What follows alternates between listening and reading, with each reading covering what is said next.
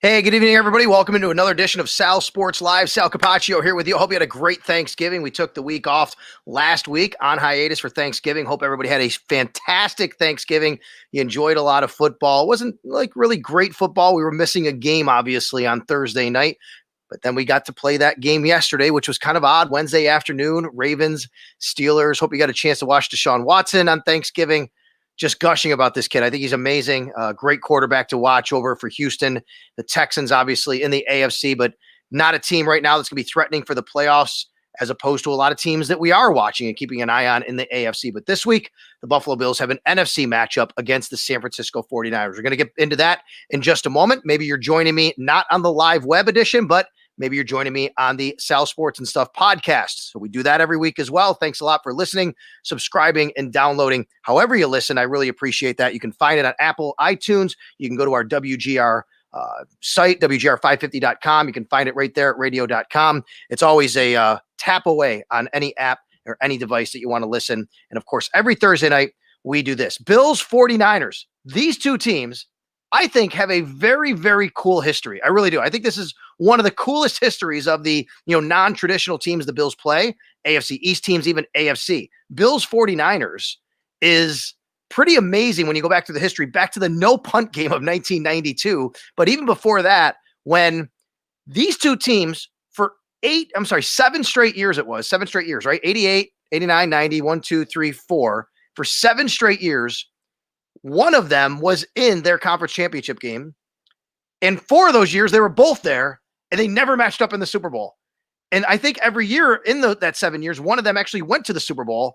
The 49ers in 88, 89, the Bills 90, 91, 92, 93, and the 49ers in 94, and they never played. It was Chris Berman's dream from ESPN. I'm going to welcome in my special guest tonight. You might remember all of that, Cam Inman from the San Jose Mercury News. Thanks for doing that, man. I tell you, what a history. Absolutely. Hey, Sal, I got history too. My mom was from Buffalo, so there's a connection there too. Yeah, and her dad had a candy shop, I believe, on Tonawanda, I think, up in near Riverside High back when she grew up there in the 40s. That is amazing because I don't live too far from there. That's Riverside High. That would be the Black Rock district. I'm actually not far from there in the city here. So have you visited, been here? What's your connection at all? Yeah, so okay, I've been covering the NFL for 20 years. Buffalo was the last city to check off my list. I think that was about, when were they there? 4 years ago, I believe, when Kaepernick made a start there. And so I got to check out the area, and I went up to Niagara Falls, went on a run. It was awesome. I enjoyed Buffalo. It was very good. Got my hair cut at a barbershop and hit the Big Ditch Brewery. So I saw the town. It's all good. Got some wings at the Anchors. Yep. You came at the right time because we've had a bit of a resurgence here, in Buffalo. And it's a town that's really come back. I left. I grew up here. Cheektowaga is the town I grew up in, but I went to Syracuse. I left. I lived in Florida, and I joke, Cam, I'm the only man who chose to leave Florida to move to Buffalo, New York. And I came back after being away for 16 years. I've been back for 10 years, and it's been the best decision ever. It's a really a great place to live. I think that's a good decision, actually. I'm all with it on there. You go back to those 89, 88 through 94 teams I was just talking about. Niners. We never got that dream matchup, man. That would have been a really cool Super Bowl. We got a couple of games in there. Never got that matchup. That would have been the end of Chris Berman, as you say. So, I mean, it was amazing how they each had the run on everything. They had great coaches, great quarterbacks, right? And I think if we want to flip it to modern day, we're seeing that right now with the modern day Bills. And you're seeing that with the 49ers if they can maybe get Jimmy Garoppolo healthy for Kyle Shanahan. It obviously worked and got them to the Super Bowl last season. And I think the Bills are obviously on the upswing with Josh Allen complementing what they got going on there in Buffalo. Yeah, no doubt about that. And Ben says he always picked Bills 49ers. He did. He always said, I was the first one on the bus and the last one. No doubt about that. We got some viewers out in Hawaii. Chris always comes. He says aloha.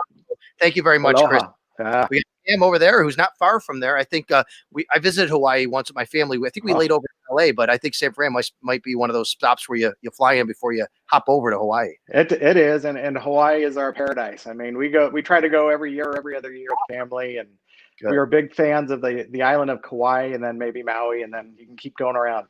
Well, I'll tell you what, Cam, you're the perfect guy to bring on the show then. You know a lot about Buffalo, and of course you've been covering the 49ers for the San Jose Mercury News, so I appreciate it.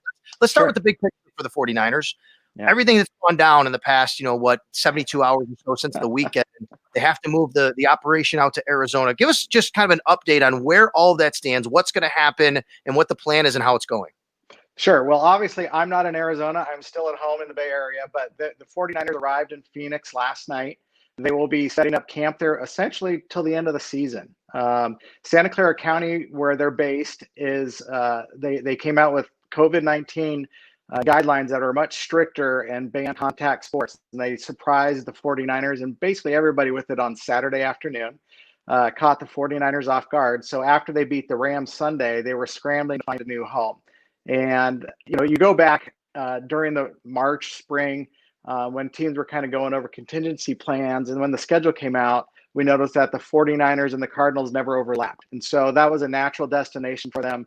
And it's actually worked out really well, actually through one day so far, in that the Cardinals, they train in Tempe, which is about 20 minutes away from Glendale, which is where their State Farm Stadium is.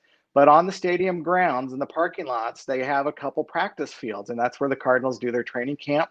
There's a Renaissance Hotel adjoining the stadium and the practice fields. So the 49ers are embedded there. They can have their weight room there. They have a training room. They have a locker room, all in that hotel. And today was their first day practicing there. And the practice report today that people will see, there's only two guys essentially that are on it. Deebo Samuel, their wide receiver, their catalyst for their last win. He's on there with a hamstring, but that's because, well, this is, if we want to take Kyle Shanahan at his word, it's a precaution so that he'll be able to play Monday night, because Deebo was out 4 games with that hamstring before he returned against the Rams. So allegedly no setback. And the other one was K'Wan Williams, their nickel back. And he's been out for a couple games now with an ankle. That Nichols actually is going to be an area that Buffalo should exploit, because the Niners are down a couple guys there now. Yeah, because Juwan Taylor, Jamar Taylor, yeah. Jamar Taylor, excuse me, he Yeah. got banged ACL. up. He got ACL. Yeah.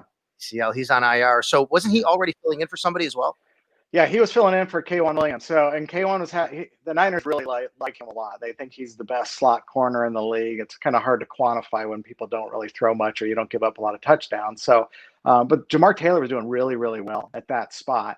But more important, they have Richard Sherman and Jason Verrett playing as their starting cornerbacks. And Verrett's had a sensational season. He might be the one of the best comeback players of the year, not nearly on the scale of an Alex Smith or Ben Roethlisberger, but he's played exceptionally for a guy that hasn't really been in the league the last 4 years because of leg injuries. And then Sherman missed almost all the season. He played in the week 1, and he just came back Sunday for his second game, and he had a pick. So Josh Allen will have some veteran cornerbacks to throw at. Stephon Diggs will be lining up against, assuming Josh Allen's ankle is okay. I guess he practiced today, right? So knee and ankle. It's knee and ankle. It's yeah. one of those things where he got twisted up pretty good, but he played in the game and he ran for a touchdown after. But I think this is one of those deals where they're going to have to just nurse it all week. But he says it shouldn't be an issue going forward. But I do wonder if it's going to impact him and his running ability a lot. Yeah, but he's from Firebaugh, California, and they make him tough coming out of Firebaugh, as we all know. He is very tough. There's no doubt about that. What about let's talk a little bit about the quarterback situation, because I've been saying on the radio this week, I follow you and I follow other people on Twitter who are, 49ers reporters. And what I see from some of the fans when you guys write things is there's this interesting debate going on between the fans. I mean, I'm not going to call it a quarterback controversy. Maybe you can, but here's you tell me if this is right. It seems like the people who are in Jimmy G's camp say, look at the record. They win more when he's the quarterback. The people who are in Mullins' camp say, but look at the eye test. Mullins is the better fit for this offense. So what's going on with all that? It's the 49ers. And the second Joe Montana and Steve Young went from Hall of Famer to Hall of Famer, that's the standard. And until a 49er quarterback wins a Super Bowl, like Steve Young was the last to do 25 years ago, that's going to be the main question. And because Garoppolo didn't win it, because he overthrew Emmanuel Sanders in the fourth quarter and could have been the next 49er great, and because he's been injured almost all season because of an ankle injury, people wonder, well, maybe it's Nick Mullins, but then Nick Mullins has bad games and has turnovers, and they say that Niners are got to go draft Zach Wilson or somebody in the college ranks, right?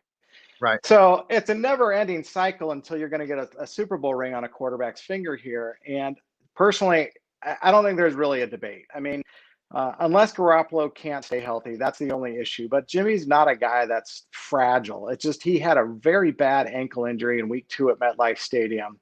And it knocked him out a couple games. He tried to come back too soon, won a couple games where he was just dinking and dunking, and then he's been out a month now. And there's a chance he comes back with a couple of games left in the season if the playoffs are still in play. And to me, Shanahan's offense isn't predicated on the quarterback throwing deep or being sensational, running the ball, obviously. What he wants them to do is be an efficient game manager and it's a run-oriented offense. Mm-hmm. Nick does that just about as well as Jimmy, but Nick is more prone to turnovers because he's a younger quarterback with less experience. I think he's going to be a very good pro. He already is. He's got a couple wins under his belt, a lot of experience, so that's fine. But the thing is, and you're right about people in Jimmy's camp, they're all about pointing to his record because these guys won a ton of games. Mm-hmm. But there's more to Jimmy about that. The instant he became a 49er from the trade with the Patriots, his personality and just the way he was a high school linebacker. That's the way he comes across. He doesn't come across as Jimmy GQ like everybody wants to call him because he's darn good looking, right? But he's got this. I don't even want to say it's a swagger because it's not. He's one of the guys. He's not a guy that wants to be an elitist and talk down to people. And he just wants. He's kind of the. It's called servant leadership. He wants to do whatever is needed for the team. And at some point, that's going to have to be to lead them back to a Super Bowl. And last year, they got to the Super Bowl mainly because of their pass rush and because of their run game. So right now, the 49ers, that pass rush disappeared in week 2 when Nick Bosa got hurt. The run game's been hurt because they were down to their 6th-string running back 2 weeks ago. But they got some healthy rushers back. Raheem Mostert will play this game against the Bills. Jeff Wilson will be available. Jerick McKinnon will be available. So they're almost getting back to pretty good health. And that's pretty stunning for a team that sent, I think they're up to 27 or 28 guys on injured reserve since training camp. Wow. Yeah, they've done, I think, a really good job. Kyle Shanahan, job just massaging the roster, with everything that's gone on and using every resource available to them. They did a nice job, but the Bills will see Nick Mullins. So what are the Bills seeing in quarterback Nick Mullins when he starts on Monday night? Yeah, so I think what you want to do with Nick is you pressure him, just like any other quarterback. But the 49ers offensive line has been leaky this year. He's been turnover prone, especially coming off the edges. It seems like he sees the field really well between the hash marks, like a lot of young quarterbacks do. A couple of years ago, when Nick first got in some games, his throws to the outside of the boundary were not strong enough. He's got a better arm. He knows his limitations now. And Shanahan's system is built so that you want to get the ball quickly out of the quarterback's hands and get it to guys for the yards after the catch, which Deebo Samuel, George Kittle, these are they have guys that flourish in the system like that. Kittle, obviously, he won't be playing here for Nick Mullins. But Nick will have Brandon Ayuk and Deebo Samuel to target. And the 49ers love that pairing. That's going to be the pairing for the future. Brandon Ayuk's rookie. He's graceful, runs routes really well. He's quick, and he's still kind of a secret weapon around the league. Deebo is just this physical bull. Yeah. Before the Bills made the Diggs trade, the number one priority, I think, for Bills fans was getting a wide receiver. And I think most thought they'd go the route. I really liked him, along with a few others. This was a great draft, but that was a really nice pick for them. The first day of training camp, I don't think I'd seen a rookie as productive. And I'm like, wow, this guy really could be something. And most first rounders, you go, it could be a bust, right? Well, this one, you go, ooh, this could be a boom. And he hasn't played too much. He missed 2 of the last 3 games on the COVID reserve list. But when he's in there, he flashes. And so Nick knows that. Nick seems to have a good connection with him. So you have those two, but you don't have George Kittle, so you hope Jordan Reed's healthy enough to make plays. And, obviously has a veteran experience.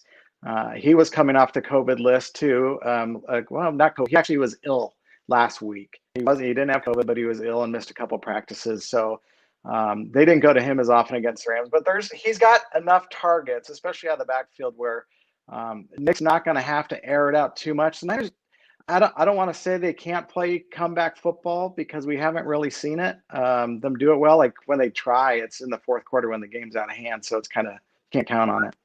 Yeah. Cam Inman, by the way, joining me, San Jose Mercury News. Thanks to him for joining us here, both on the SalSports and Stuff podcast. You're listening that way or tonight live on the web show, SalSports Live. one thing I really notice about the way that they run their wide receivers is both these guys, Ayuk and Debo Samuel, they get the ball at or behind the line of scrimmage a lot, and they just love to run with these guys. Just kind of go over that offense and how it works with that particular element to it. Yeah, we saw this about a month ago when they had Garoppolo come in, on that tender ankle, and he would do these tiny little jet tosses to Debo Samuel that would travel about 3.5 inches, maybe a foot, as Debo crossed in front of him. They count as a pass, but it's essentially a run. And Debo would rack up 60 yards, 100 yards in a game. But here's the thing, but besides those passes behind the line of scrimmage, the 49ers offense is so predicated on their blocking scheme, and everybody's got to hit the right guy. And for the most part, with Trent Williams leading the way at left tackle, it's a great direction for them to go. And when you have younger guys on the inside, you have let's see, Daniel Brunskill will be starting. I think this is his 4th game at center, and then Colton McKivitz made a starting debut at right guard last game against Aaron Donald, which is not a fun matchup. Mike McGlinchey's only in his 3rd year at right tackle, and he's not done well as a pass protector, but he's one of the best at run blocking. The 49ers know how to use their players' strengths and try to stay away from the weaknesses. And when you have that short passing game, all the blocking has to be in sync. And the receivers and tight ends are excellent at blocking. And that kind of Kittle set the stage or set the tone for that a couple of years ago. And he's almost a better blocker than he is a yards after the catch receiver. He's a first-team All-Pro. And so even though he's not around, that standard's been set for everybody to continue to chase. I know they lost Bosa, obviously. Let's go back to the defensive side. The Bills last week, the Chargers got to him a little bit, and obviously they have the other Bosa, and he had 3 sacks against them. But what does the pass rush look like in San Francisco these days? Nothing like it should. I mean, last year they got to the Super Bowl because you had Nick Bosa on one end and you had Dee Ford on the other, right? Then you had DeForest Buckner and Eric Armstead kind of in the middle on your pass rush. This year, Bosa's out. Dee Ford's been out since week 1. He's not going to come back. You had Solomon Thomas go out with an ACL, same game as Bosa in week 2. So getting to your point on who's available, Kerry Hyder Jr., he played in Detroit and Dallas. He comes to the 49ers, supposed to be a reserve rotational defensive end. He leads a team with 7.5 sacks. He's not a flashy defensive end. He's not always in the quarterback's face, but he gets there a couple times a game enough to say, this guy's doing his job, right? That's what you're supposed to do. I'm not going to go over the top like some people are like, wow, that's tremendous. 7.5 sacks is a ton, right? In today's NFL. Absolutely. But and Eric Armstead's the guy that they paid a lot of money to. He was a 1st-round draft pick, I think, in 15 maybe, and maybe 16. And rather than pay DeForest Buckner, a defensive tackle, they opted to pay Armstead because Armstead plays base defensive end. He goes inside on pass rush. Only thing is this year they don't have enough defensive ends, so they keep him outside. He gets double teamed. That opens it up for other guys. Armstead, I think, only has 1.5 sacks. The fans are crying that he's overpaid. They made the wrong decision. But you have enough guys coming through now that have been on that line in place of Bosa and Dee Ford that they're showing some progress. And Kevin Givens is one. Kevin Tavia Street. These guys are low on the totem pole. Now they're playing a lot of minutes. Deion Jordan, the former 1st-round draft pick of the Jags, right? He's playing at defensive end. Hasn't really done much yet. He had some good opportunities early on, but he's there. And then it seems like they somehow get enough pressure. They don't blitz a ton. That's not Robert Saleh's deal. He's blitzing more this year with a cornerback or a linebacker, and I think he should do that more often. Especially with Josh Allen, I think he just kind of get more guys up near that line of scrimmage in case Josh starts running, that you can kind of stop him before he hits that open field. And you mentioned Saleh. You guys have a coordinator there that is obviously getting mentioned for head coaching opportunities, possibly Detroit, the first one that has really been kind of linked to. Same thing here in Buffalo with Brian Daboll, offensive coordinator, who's getting a lot of looks. But tell me why he's so regarded in what he does. Right, because after like his first year or so, you go, I don't know if this is the right defensive coordinator. The defense isn't so great. The team wasn't so good. Then you get a pass rush in with Nick Bosa, and all of a sudden, everybody knows your system. The guy he's very energetic, upbeat, positive, nonstop. It preaches aggressiveness, everything you want out of a defensive coordinator to do. The fact that they have a top-ranked defense still, not number 1, but top 5 or so, And considering that they don't have Bosa and they've lost so many players from every position, they've lost, I think they've lost 6 of their season opening starters, all right, 5 or 6. And they're still churning away. It's a positive reflection on him. After the game against the Rams where he shut down Jared Goff and this Rams offense, you never know what they can put up. I asked Richard Sherman just something about the defense, and he turned it into a Robert Saleh for head coach candidacy for every team to watch. And nobody's going to dispute that here. Now, the thing is, the reason he's hooked up with he was a Cleveland Browns finalist in January. And the Lions make a lot of sense because he's from Dearborn, Michigan, which is in Allen Park's backyard. Makes a lot of sense. And the fact that you have a veteran quarterback there in Matthew Stafford, where he doesn't have to groom a guy like Kyle Shanahan or an offensive-minded coach. But they just had a defensive coordinator fail there as the head coach. So maybe they don't go that route. But I think Robert Saleh could also go to Houston because that's where he got his NFL start as a quality control coach. He could go to Jacksonville and play some Doug Marrone, which is where he was before the 49ers hired him. And to be honest with you, if you can go somewhere where Deshaun Watson, I talked about him at the very top of this show. I agree. Players in the NFL to watch. I mean, I know they don't have much in the cupboard as far as draft picks, but you more than make up for it with that quarterback. Agreed. And like you say, you don't need, he doesn't have to be the offensive guru to teach. He can help Deshaun Watson see the game from a defensive point of view as well, and just up his game and up that contract too. And before I let you go, I do have a question here. It's a good question because Chris wants to know more zone or man from the 49ers in this scheme, because what we saw from the Bills were when they faced more man coverage this year, they really tore it up and a lot of crossing routes, and Dable was great. Once teams started playing more zone, keeping everything in front of them, that's when the Bills have kind of struggled to push the ball down the field. What do the 49ers like to do? They're a zone team. They can obviously do man with Sherman and Verrett as veteran guys that know what to do. Fred Warner, but we should be talking about as well, because this guy could be an all-pro linebacker either this year or the next year or two. I mean, I know every team seems to have a great middle linebacker, but Fred Warner, and he's in his 3rd year, he's playing really, really well. And he played against Josh Allen in the Poinsettia Bowl in 2016, as you know, BYU and Wyoming. I am down for my sideline notes for the game. Josh Allen lost that game. It was he threw for 200 yards in the rain, and he considered going into the NFL draft after that, but he decided to go back to Wyoming for one more year, right? And that's when the Bills were able to swoop in and get him. So they owe it all to Fred Warner's BYU team for keeping him back at Wyoming for another year. But anyhow, they do play more zone. They don't disguise quite as much as some of these other teams. They're not like an all-out blitz team like the Jets would be with a Greg Williams or something like that. And it'll be interesting to see how a new nickelback impacts what they do too, because that's something where Jamar Taylor, when he was filling in for K'Wan Williams, and K'Wan would do it as well, would be these blitzes from the slot. So maybe they don't do that as much. So that's your scouting report. But they got some decent ball players still on that side of the ball. No doubt about it, and their numbers reflect it. This should be a good game on Monday night. I think it should be a really good game. I know it's not the situation and circumstance everybody hoped for when the schedule came out. I mean, I'm not traveling this year. I mean, that kind of, it stinks for the radio crew. Nobody is. So, I know that you guys you're probably not traveling a lot of the road games. You know what I mean? I'm not going to this one, but I went to New Orleans when the 49ers played a couple of weeks ago, and it was my first road game because it was the first game that 49er fans could see the team. And I had COVID in October, so I have my antibody get out of jail free card. Okay. It was hard earned. And I don't take it lightly, so I'm not traveling, but I could. It's just a decision we decided not to. And the thing is, they're going to be bunkered there in Arizona for the rest of the season, the rest of this month. They have a game in Dallas, so otherwise they're playing, I think, for their last 5 in State Farm Stadium, it's odd, but it's the way of 2020. And I wonder how much that's weighing on them mentally this week, at least, to kind of let that sit in. We're not going to be with our families. Maybe it's something where the shock hasn't gotten there yet, or maybe it's something they're thinking about. I think that's a storyline. Yeah.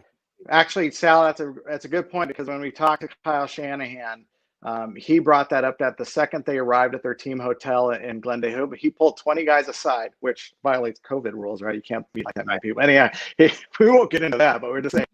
Put them in different rooms, you can see them. Well, yes, maybe it was spread out in the ballroom, but what he told them was, he's like, you 20 guys, he's like, we're all going to hit a mental wall. Some guys will hit it quicker than others. There's going to be something about being isolated away from friends and family for so long. This isn't just a week layover like they've done in the past.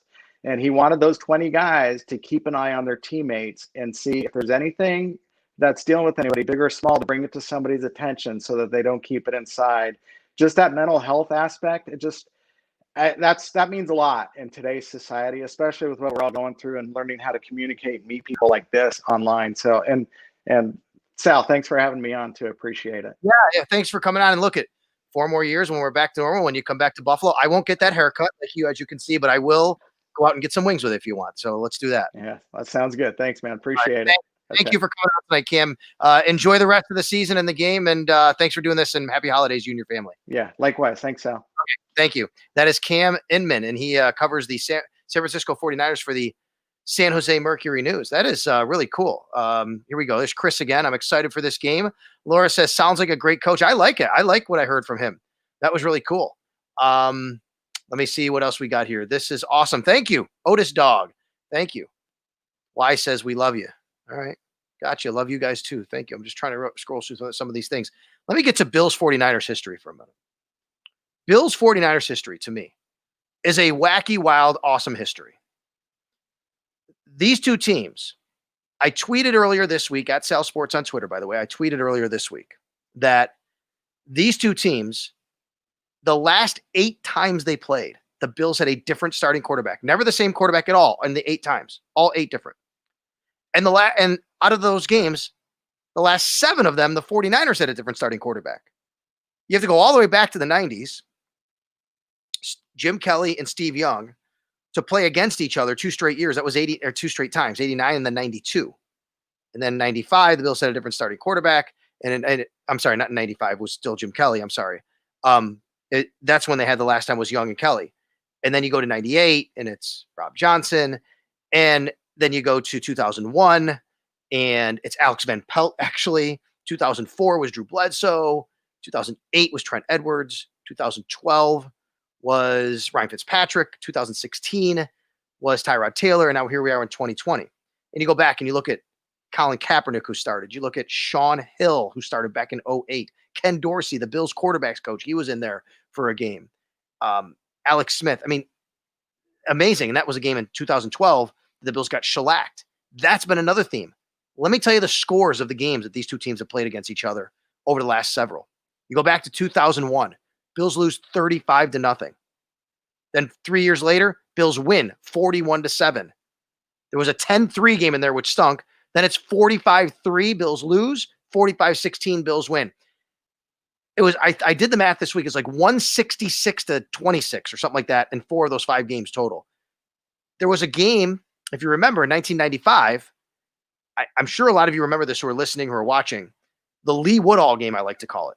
It's a night game. It's in San Francisco. The Bills are on the goal line. They give the ball to Derek Holmes. He gets smacked, and Lee Woodall, the 49ers linebacker, picks it up and runs the other way 98 yards, I think it was, for a touchdown, maybe 96, something like that. And I remember that game, that play so vividly, just like I do the no punt game back in 1992, which is a big history and part of the history for these two teams and organizations. So they really do have a big history with each other. Let's clean some stuff up on what's going on with the Bills. Today, AJ Klein was named AFC Defensive Player of the Week. What a fantastic line he had. 14 tackles, a sack and a half, a couple of pass breakups, quarterback hurries, and he did everything. But at the same time that happened, Matt Milano's coming back from injured reserve, or at least he's been practicing. So what happens now? Will the Bills activate Matt Milano before Monday's game? If they do, how much does he play? How much does AJ Klein play? This is a good problem to have. Terrell Dodson also, he's back on the practice field from injured reserve. No rush there, I would say, with the way that now you have Matt Milano, now you have AJ Klein, the way he's playing. What I would tell you is, if both players are completely healthy, I still want Matt Milano on the field over AJ Klein. The Bills have figured out a way to maximize AJ Klein.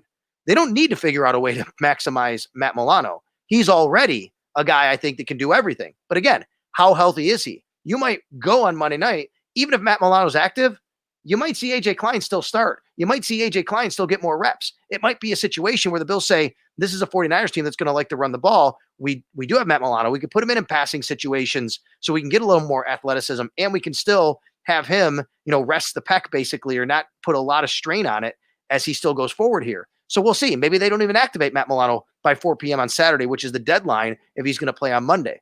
It's going to be really interesting for the Bills and for me and all of us to see how they treat this linebacker situation going forward with Milano and with Klein. And then the other thing that happened today is Josh Allen did show up in the injury report with a knee/ankle, but he was a full participant. He got twisted up badly by Joey Bosa. You saw the ankle, you saw the knee, the way it happened. I think a lot of people were concerned, but he did finish the game and he even ran for a touchdown, the one in the corner of the end zone when he spun the ball and he got the penalty and all that. That happened after the injury. So today, he's on the injury report, but he's a full participant. But that just shows that there's something there. There's something bothering him. They're managing it. He did say yesterday it's nothing that's going to, prevent him from doing anything. He said it shouldn't be an issue going forward. Obviously, the game being on Monday night, getting an extra day's rest, that's really big. So we'll see how Josh Allen can move. Does that affect his running ability? I'm not really sure. It's going to be a great game. It's going to be a really good game, I think, Monday night. Obviously, it's Monday Night Football. It's a national stage. There's a game on before that. That's going to be Washington against Pittsburgh. And, of course, Pittsburgh now having their schedule thrown into flux because of the COVID situation. They're going to come to Buffalo the following Sunday night to take on the Bills. I did some math today and looked at the calendar. Pretty crazy. I'm going to end it here because we got to get going. It's already been a half hour. I don't like to go too long on the shows here. I like you all to get to whatever you got to do. I did some math today and looked at the calendar. Check this out. Starting Sunday, which is December 6th, going all the way through the Monday after Christmas, which is December 28th, there's 23 days between the 6th and the 28th total, counting the 6th, counting the 28th. Out of those, 14 of them will have an NFL football game. 9 will not. We're going to have a lot of football coming up. We're going to have a lot of football with the Buffalo Bills on different dates, different times, different days of the week. They have a Monday night game, and I still have Cam's banner on the screen. Sorry about that. They have a Monday night game coming up this week against the 49ers. Then a Sunday night against the Pittsburgh Steelers. Then a Saturday evening against the Denver Broncos. And then a Monday night again against the New England Patriots. And then we'll see if the Sunday game at all gets flexed, the finale against the Miami Dolphins. A lot of football coming up. A lot of Buffalo Bills football. A lot of night football for the Bills. A lot of national exposure for the Buffalo Bills. Bills, 49ers, Monday.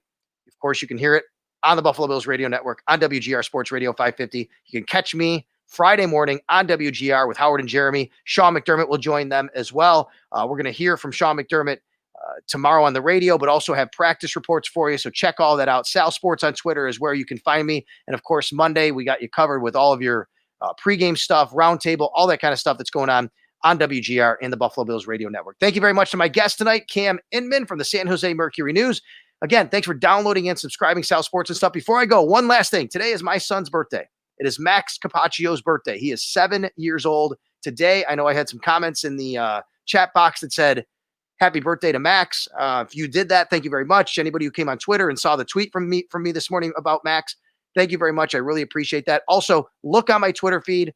I tweeted out a link. Max's birthday present, his what he asked me to do for the birthday was to ask all of you and your kids to subscribe to his YouTube channel. That's right. My 7-year-old now has a YouTube channel. It's called Max's Playdate. And he builds Legos. He watches Fortnite. He plays Fortnite and Animal Crossing and Mario and things like that. What other game does he do? I'm drawing a blank on one of them. Minecraft. Loves Minecraft. And he does videos while he's doing it.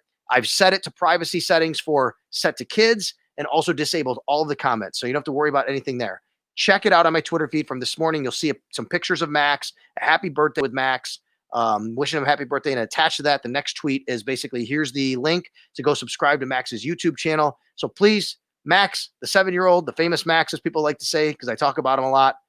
It's his birthday. I want to say happy birthday to not only my son, but my best friend. He's my best buddy. He loves his Bills. He loves his Sabres. He loves his Roxy, his boxer dog. Loves his mom and dad. He's got a big heart. He's a great, great kid, and we love him so much. And today was his birthday. Today is his birthday, and I'm going to go now and celebrate the rest of the night with him before he goes to bed. In the meantime, you can go subscribe to Max's Playdate on YouTube. Again, go check it out, Max's Playdate on YouTube, and you can see it on my Twitter feed when I tweeted out the link on Thursday morning. Thanks for coming aboard to SalSports and Stuff on the podcast, and thanks for watching SalSports Live.